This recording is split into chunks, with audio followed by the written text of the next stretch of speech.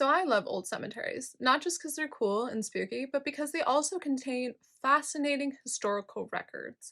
Old gravestones give us great insight into the time in which the person it belonged to both lived and died. So come along with me to the old cemetery in my town, and I'm going to show you how three gravestones tell an interesting part of American history.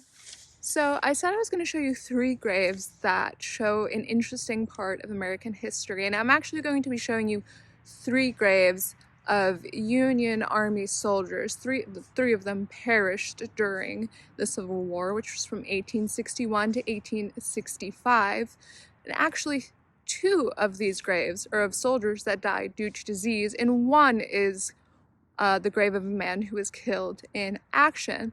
Now, this might seem surprising to you, but actually 63% of all Civil War casualties were due to disease. So 600,000 Americans lost their lives during the American Civil War. That was roughly 2% of the entire country's population. In modern terms, that would be equal to about 7 to 8 million people dying. Astronomically catastrophic and tragic. Now, it might surprise you to learn that a majority of those deaths were not due to battle casualties, but disease. That is because these men lived in horribly cramped conditions in field camps. They did not have an understanding of what bacteria or viruses were. Those aren't discoveries really made until the 20th century. We don't get antibiotics and we don't get the discovery of a virus. These men were living in incredibly overcrowded camps where sanitation was non-existent. They also had really poor diets.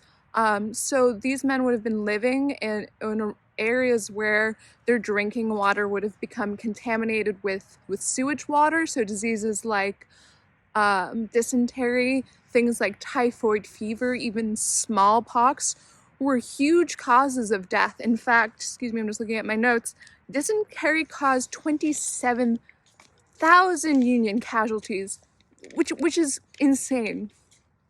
These men would have also died of infections from minor injuries, like a gunshot wound that would have been survivable, could have been deadly because of gangrene. A lot of amputations resulted, in infections.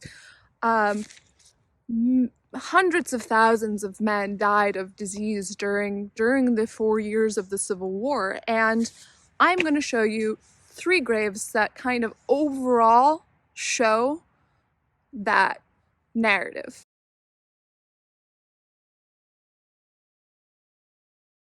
So here's the first grave I'm going to show you. The grave of Lieutenant Josiah H.V. Field, who served the Union during the Civil War. He was only 21 years old when he died of disease in Cumberland, Kentucky, at a Union Army camp. Only 21. Very, very, very sad.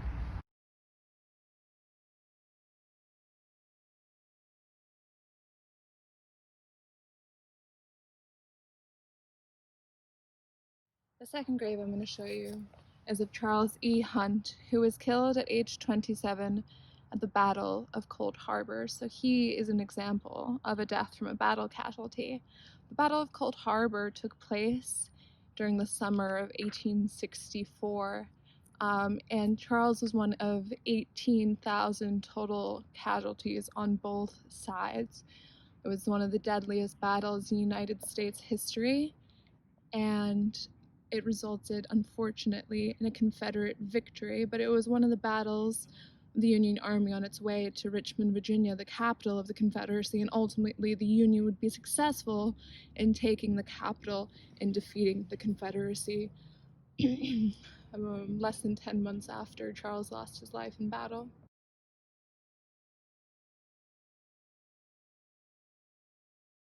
So the third grave I'm going to show you is Amos H. Bronston. And unfortunately, I can't tell how old Amos was when he lost his life. I believe that says 38, but unfortunately the grave is a little worn away because of the years. So Amos was a private in the Union Army, the 13th Massachusetts Infantry. He died of disease at Pratt's Landing, Virginia on January 20th, 1863. Now, interestingly enough, I found a letter written by one of Amos's tent mates at his Union camp named Charles Adams. And Charles wrote to his sister Hannah about Amos and his disease and his death. So I'm going to read you that part of the letter right now. He was one of my tent mates when he left for the hospital. He had been ailing for some time, and when we left our camp, he and the rest of the sick were taken to the hospital, where I understand he had to sleep on the ground. Now, that wouldn't have been really uncommon. These field hospitals weren't hospitals like the way we think. They would have been people's homes that were overtaken, or inns that were overtaken. They weren't, the field hospitals we think of today.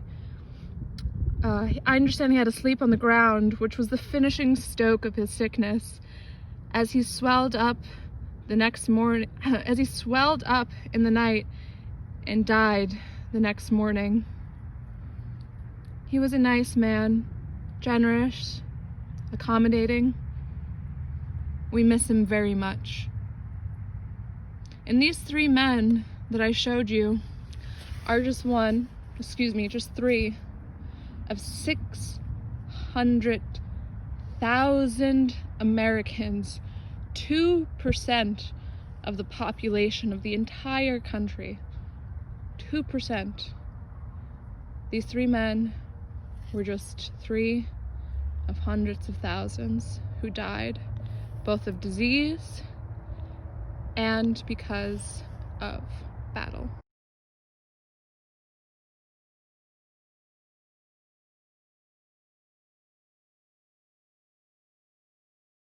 So that's a really good example, just there, those three graves, of an overall larger narrative of history. Like I said, 63% of all Civil War casualties were due to disease. And statistically, very closely, 2 out of the 3 graves I featured were Civil War casualties due to disease. So that kind of shows you how cemeteries and old graveyards are really great ways to study history.